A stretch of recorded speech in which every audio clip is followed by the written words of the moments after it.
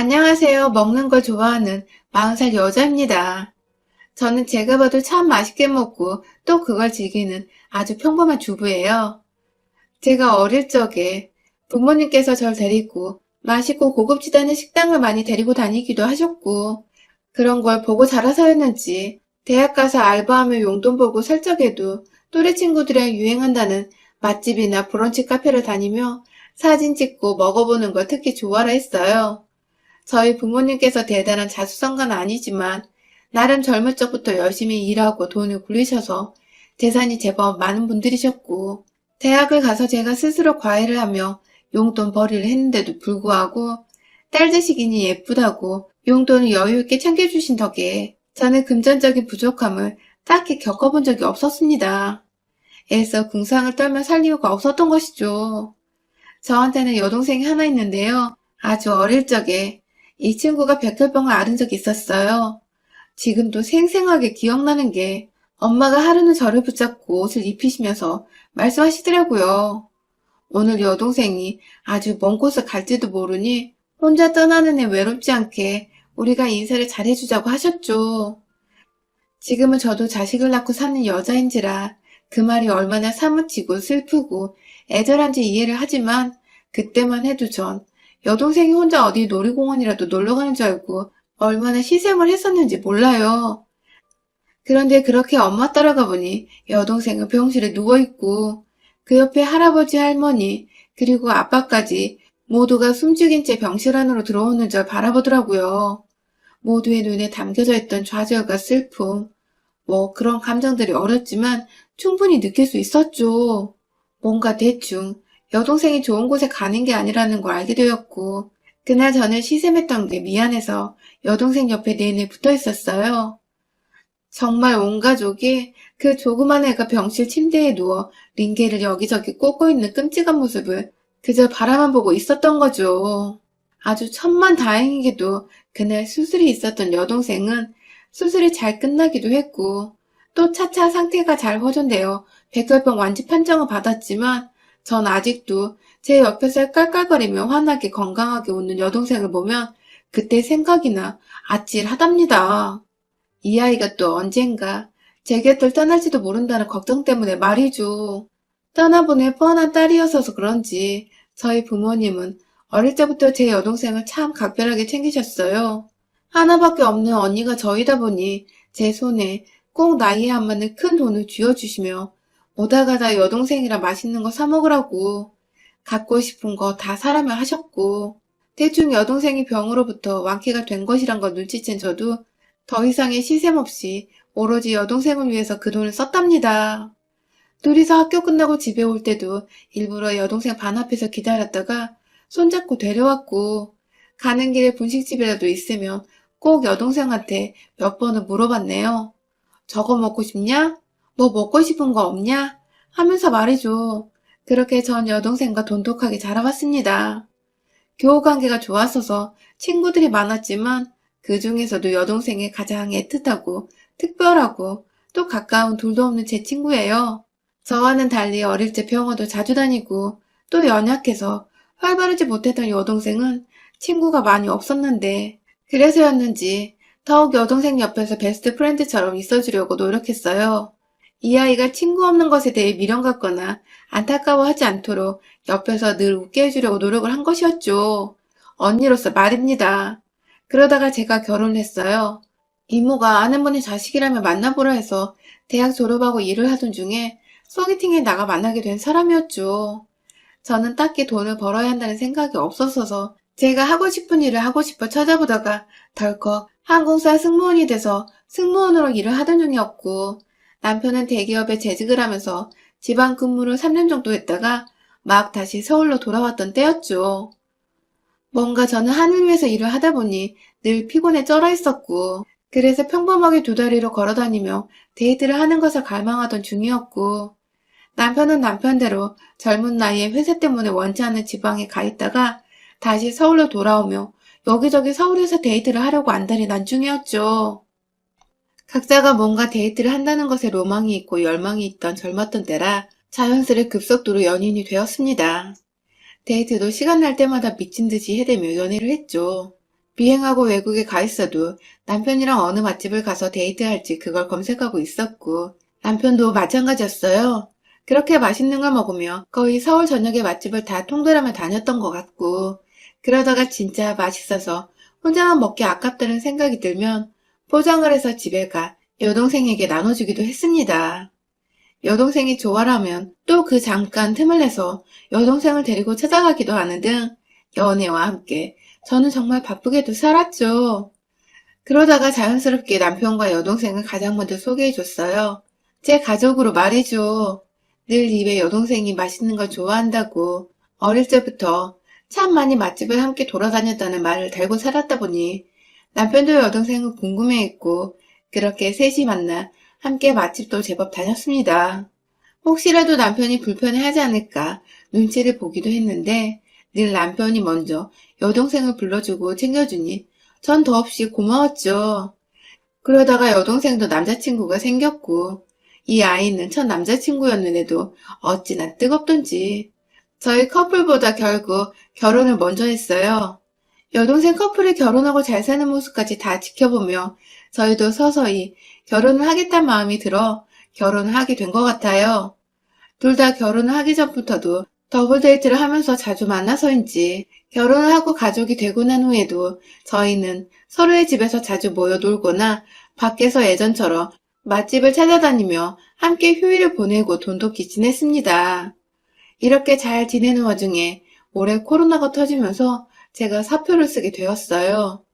나이를 생각하면 승무원 치고 정말 오래도록 한 일이었지만 제 나름대로 저만의 전문적인 일이라 생각하며 후배들의 멘토로 그리고 제 분야에서 인정받는 상사로 보람차게 일을 해왔는데요. 아무래도 코로나로 후배들까지 설 자리가 사라지는 마당에 제가 그냥 제 욕심에 일을 붙잡고 있는 건 아닌가 싶어서 2달 내내 이 고민하다가 정말 눈 딱 감고 사표를 냈어요. 어쩌다 덜컥 합격이 되어 시작한 일이었지만 이렇게 일을 그만두게 되니 끝마무리가 좋지 못한 것 같아서 마음감이 교차했죠. 그래도 퇴사를 한 저를 축하한다며 어디 맛집에서 공수해온 음식들을 차례를 펼쳐놓고 술잔치를 벌여준 여동생네 부부와 남편이 있어서 참 든든했습니다. 그런데요, 일을 그만두고 제가 시간적인 여유가 생겨 집에 있다 보니 새롭게 맞닥뜨리게 된 것들이 생겨났어요. 바로 저희 시댁 식구들이었습니다. 평소에도 나름 시댁 어른들과 1살 어린 시누이한테 인사를 잘 해왔었어요. 남편이 제 동생하고 제 친정 식구들에게 잘해주니 저도 당연히 남편만큼은 해야 한다는 생각을 늘 해왔었고 그래서 시댁 어른들께 남편이 시키지 않아도 알아서 척척 안부 인사를 드리고 맛있는 거 있으면 보내드리거나 시간 날 때 불러서 사드리는 등 나름 며느리로서 최선을 다하며 살았어요. 그걸 시부모님께서도 늘 고마워하셨고요. 그런데 유독 옆에서 시누이만 꼭 딴지를 걸려는 듯 입이 튀어나와 있었습니다. 시누이는 평소에 제가 고기며 과일이며 이것저것 시댁에 보내도 시부모님과는 달리 한 번도 제게 고맙다는 인사 표현을 한 적이 없었어요. 입에 꿀을 발랐는지 절대로 인사를 안 하더라고요. 뭐 그게 성격인가 보다 싶어서 저도 별말은 안 했지만 사람이란 게 서로 감정 표현도 하고 고마운 건 고맙다고 염치 표현도 해야 하는데 늘 옆에서 제가 자기 오빠를 뺏어간 것 마냥 경계를 하고 뼈를 통한 게 저도 참 대하기가 어색했었죠. 그럼에도 가족 간의 불편한 관계를 만들고 싶지 않았기에 늘 저는 한결같이 시누이한테 먼저 다가가 말을 붙이고 필요한 거 없냐고 물어보는 쪽이었어요. 필요한 거 없냐고 하면 진짜 귀신까지 기다렸다가 이거 필요해요 하면서 말을 했고 그러면 또 제가 알겠다고 쪼르르 사다가 바치곤 했었죠. 무슨 높은 상사를 대하듯이 제가 쩔쩔거리면서 지냈던 것 같아요. 일하면서도 피곤해 죽겠는데 오빠를 통해서 제 비행 일정을 듣곤 늘 연락을 해왔어요. 제가 호주 간다고 하면 거기 립밤이 유명하니 사오라고 하고 유럽으로 가면 뭐가 좋다, 뭐가 필요하다 하면서 사오라고 연락이 귀신같이 오니 전 또 등신같이 해달라는 대로 다 해줬죠. 그러면 조금이라도 절 살갑게 가깝게 대해주진 않을까 싶어서요.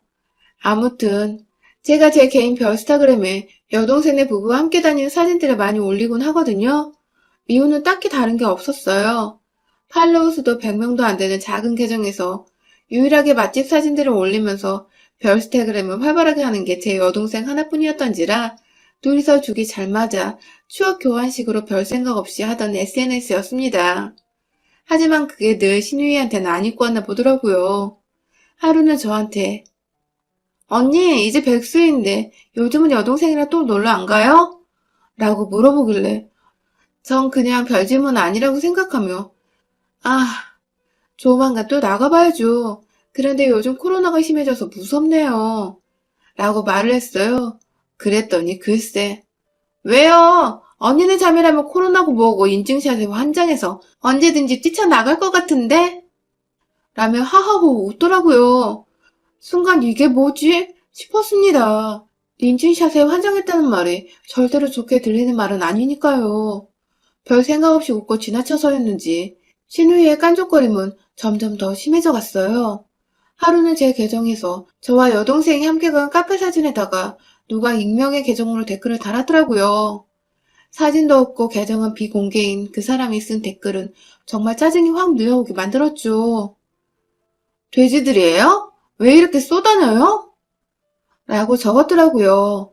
그 당시 코로나가 잠잠해져서 정부에서는 막 나가라고 돈을 풀기 시작하던 중이었고 저나 여동생이나 오래도록 조심하며 집에 있다가 답답한 마음에 집 근처 유명하다는 카페에 가서 커피 한잔하고 온 건데 돼지들이라니 왜 이렇게 쏘다니다니 평소에 제 계정을 잘 봐왔던 사람인 것 같더라고요.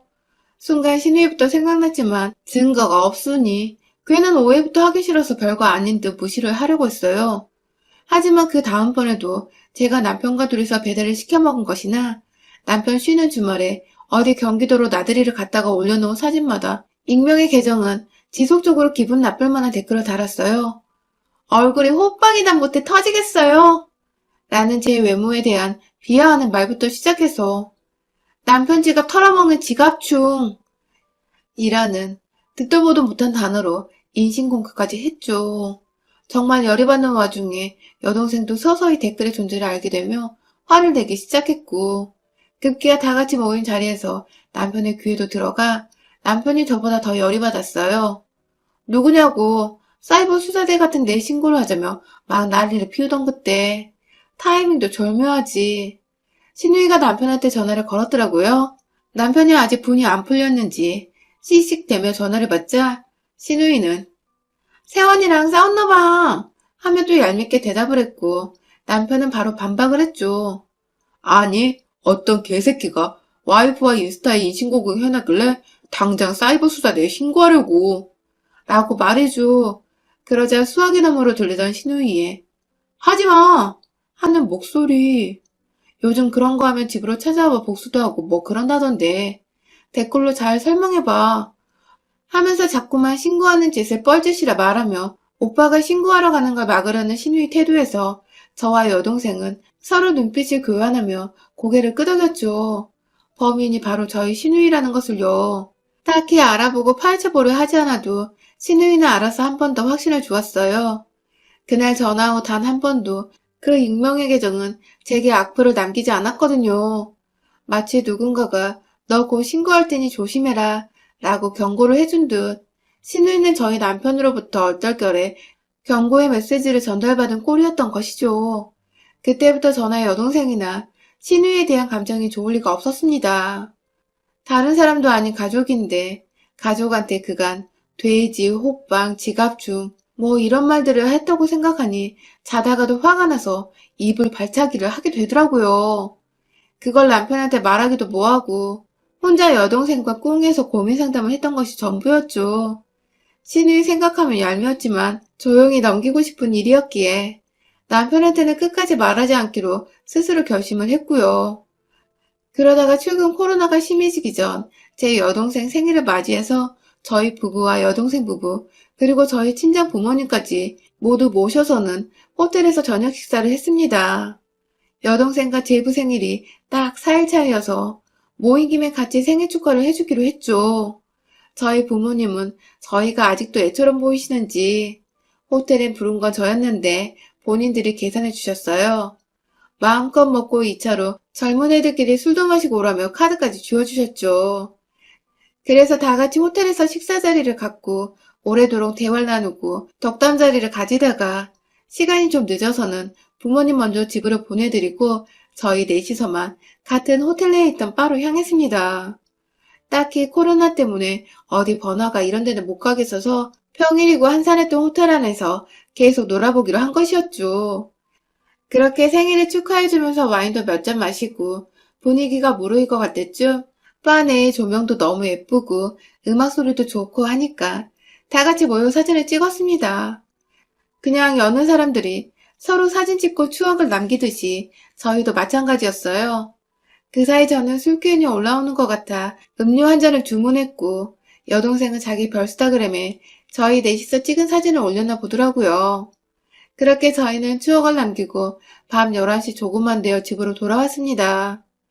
다음 날이 주말이어서 남편이나 저나 크게 부지런 떨 필요가 없었어요. 편하게 씻고 잘 준비를 하는데 시어머니께서 갑자기 전화가 오셨어요. 잠들려고 둘 다 침대에 누웠다가 제가 전화를 받았는데 시어머니께서 다짜고짜 야, 넌 도대체 뭐가 문제니? 하면서 소리를 지르셨어요. 너무 놀라서 남편과 눈이 동그래진 채로 눈빛 교환을 하고 있는데 남편이 수화기를 뺏어들었어요. 그때 남편이 말도 꺼내기 전 시어머니께서 그러시더라고요. 넌 시누이 한 번 안 챙겨주더니 네 동생은 챙기러 매번 내 아들 데리고 다니니? 라고 말이죠. 제가 남편의 돈을 아낄 줄도 모르고 그 돈 다 바쳐서 제 여동생한테 다 준다는 겁니다. 그간 저희 친정부모님이 준 용돈으로도 제가 남편을 먹이고 입힌 게 얼마고 그날만 해도 저희 친정아버지가 식사부터 술까지 싹 다 사주셨는데 무엇보다 제가 그간 비행을 하면서 또 백수가 되면서도 시누이 챙겨준다고 사주고 필요한 거 없냐고 물어봐 준 게 몇 번인데 저한테 한 번을 안 챙긴다고 하시는 시어머니 말씀이 무지무지 섭섭하더라고요. 전화를 받고 있던 남편은 본인이 화가 나 그게 무슨 소리예요? 하면서 소리를 꽥 질러버렸어요. 그 바람에 시어머니는 며느리한테 전화한 걸 아들이 받으니 당황한 내색을 비치셨고 시어머니는 얼떨결에 시누이가 옆에서 울고보고 난리 났다며 이게 다 며느리인 제 책임이라고 제가 별스타그램을 해서 그랬대요. 참나, 이젠 하다하다 제 동생 별스타그램까지 확인을 해서 오늘 저희가 논 것들까지 직접 확인을 한 것 같은데 생각할수록 저도 기분이 나쁜 겁니다. 그때 남편은 눈치 하나는 기가 막혀서는 절 보고 나갈 채비를 하래요. 시댁이 차로 가면 10분도 안 걸리는 거리였는데 가서 자초지종 얘가 하는 말을 듣고 달래보기라도 하자는 겁니다. 네, 남편은 하나뿐인 여동생이 온다고 하니까 또 그게 아닌 줄 알면서 일단 달래는 보자고 절 데려나가려 한 겁니다. 결국 저는 가기 싫은 거 억지로 남편을 따라 나섰고 그 한밤중에 시댁에 갔어요. 가서 보니 시누이는 울기는 개뿔 눈이 멀쩡한데 앞에서 시어머니는 자꾸만 내가 미친 듯이 울었다면서 왜 며느리 때문에 내가 딸 우는 꼴을 봐야 하냐며 그간 제가 이것저것 사주고 챙겨드리고 며느리 노릇 열심히 했는데 그 노력들을 다 물거품으로 만들듯이 저보고 죄인이니까 사과를 하라고 하시더군요. 잘못한 게 일도 없는데 제가 울린 거니 사과를 하시래요. 옆에서 시누이는 멀뚱멀뚱 서 있다가 시어머니가 사과하라고 소리를 지르니 절 보며 알게 모르게 얕은 미소를 보이며 절 노려보기 시작했고요. 시아버지는 자기는 아무것도 모른다는 식으로 부엌 한켠에 앉아만 있으며 모르쇠로 일관 중이시고 완전 속이 뒤집어지렸는데 시누이 표정을 보니 안 와. 나도 남의 집 귀하디 귀한 자식인데 이 꼴 당하고 있는 게 열이 무지하게 받더라고요. 이 밤중에 어처구니 없이 시댁에 와 있는 것도 열이 받아 죽겠구만. 시모며 시누이며 저보고 사과만 하라고 노려보고 있으니 이래서 피 안 섞인 시댁은 남이라고 하는구나 싶더군요. 아무리 잘해줘봤자 남은 남이라 이겁니다. 그러다 기어코 시누이가 미운 말을 하더군요. 자기한테 사과 못하겠으면 자기 오빠한테라도 언니 입으로 쳐들어가는 음식값에 대해서 사과를 하라고. 돈으로 지금 다 갚아내라면서 자기 말이 무섭고 맞으니 자신은 오빠에게 있어 영웅이라도 된다는 듯이 떠들어대는데 옆에서 시어머니는 또 그 말이 다 맞네 맞아 하면서 시누이를 치켜 세우고 있는데 너무너무 짜증이 나서 닥쳐 하고 제 머리를 쥐어뜯으며 비명을 질렀어요. 그리고는 이내 시어머니를 옆으로 밀쳐내며 신우이 멱살을 잡고는 베란다 밖으로 나갔어요. 너 죽고 나 죽고 하자며 내가 언제 널 그렇게 멸시하고 안 챙겼냐며 금방이라도 베란다 밖으로 뛰어내리겠다는 듯 신우이를 꼭 붙잡고 창가 앞에서 으르렁거렸습니다. 도망치려 노력은 하던데 제가 승무원 생활하면서 남은 게 승객분들 캐리어 올리고 내리고 하며 쌓은 팔뚝임밖에 없던지라 신우이 뺨을 살살 쳐가면서 너 시어머니랑 내 사이 이간질한 거야? 우리 남편하고 내 사이도 갈라놓게? 하면서 창문으로 자꾸만 밀어내며 멱살을 쥐고 흔들었죠. 그러자 신우이는 이미 겁을 먹은 상태에서 저의 정신 나간 눈빛이 퍽 소름 끼쳤는지 말을 못하다가 오빠 하면서 울기 시작하더라고요. 뭘 잘했다고 말이죠. 우는 신우이 앞에서 시어머니는 며느리가 돌았다며 욕을 퍼부으며 말리려 하고 이거 까딱에 당한 저 혼자 미친 년이 되어버릴 것 같은데 저도 이대로 혼자만 나쁜 년이 될 수 없겠더라고요. 남편 형이 말했습니다. 너네 여동생 얼마 전까지 내 별스타그램 들어와서 악플 쓰던 그 악플러야. 라면서 내가 당신 때문에 참고 모른 척하려 했는데 라고 말을 흐리니 신우이는 자기가 아니라면서 울면서도 거짓말을 치며 우기기 시작했고 제가 지금이라도 경찰서 가서 신고를 해야겠다고 나갈 채비를 하니 갑자기 언니 하면서 제 앞에 와서 제 다리를 붙잡고 안아주더군요. 불쌍한 표정을 지으면서 말이죠. 방금 전까지 저한테 멱살 잡히면서도 잘못 없다는 듯 울고 있는 년이 순식간에 저한테 미안하다고 매달리는 이 상황. 이게 다 정말 1분도 안 되어 일어난 일이었습니다. 의심의 눈으로 제 얘기를 듣다가 저한테 매달리고 있는 자기 여동생을 보자 상황 파악을 한 남편은 머리가 지끈거리는지 자기 머리를 지그시 누르며 눈을 감더라고요. 그 바람에 앞에서 난리가 난 채 절 2년 전을 하고 계시던 시어머니도 순식간에 입을 틀어 막았고요. 시아버지는 그제서야 내가 너 안 그랬을 줄 알았다 하면서 체면 차리는 짓거리나 하고 있고 아유 진짜 완전히 정이 뚝뚝 떨어졌습니다. 저요? 남편한테 우리 관계 좀 생각해 봐야겠다고 내가 그간 시댁에 퍼부은 돈이 얼마고 우리 부모님 돈으로 당신 사먹인 게 얼마인데 나한테 아무것도 안 한 며느리 취급을 하는 시댁을 다시는 못 볼 것 같다며 이 한마디를 하고는 시댁에서 나와 걸어서 집으로 가려 했어요. 그러자 남편은 나오는 순간까지도 자기 부모랑 동생한테 욕을 퍼부으면서 우리 이혼하면 나 호접할 줄 알아? 하면서 윽박을 질러버리곤 절 따라 나왔어요. 한참이나 밖에서 실랑이를 했어요. 남편은 잘못했다고 이게 다 자기 잘못이라며 다시는 시댁 식구들이랑 이런 일 안 얽히도록 연락도 못하게 하겠다고 싹싹 빌었고 그래봤자 사랑 싸움이지만 남편의 완고한 태도에 저도 알겠다며 못 이기는 척 남편 손에 이끌려 차를 타고 집에 돌아왔네요. 진짜로 지금까지도 남편 덕분에 저는 시댁으로부터의 연락을 완전히 차단당하고 있고요. 여동생과 맛있는 거 먹고 다니는 사진은 신우이 의식해서 전보다 몇 배 더 열심히 찍어 올리는 중이고 신우이는 절 차단도 안 했는데 어디서 유령처럼 보는지 어쩌다 좋아요를 급 눌렀다가 지운 적도 몇 번 있었답니다. 아휴, 그냥 가만히 있었으면 돈 많은 며느리가 해주는 음식이며 정성이며 다 받고 잘 사셨을 텐데 졸지에 며느리가 해줄 뜨뜻한 밥 한 끼 못 드시게 생긴 시부모님. 하지만 아쉽진 않아요. 아무리 정성을 쏟아도 며느리는 남이란 걸 이번에 제대로 배웠으니까요. 이젠 저 낳아준 제 부모님이나 잘 챙겨드리면 제 핏줄로만 생각하렵니다. 여러분의 생각은 댓글로 남겨주세요. 오늘도 시청해주셔서 정말 감사합니다.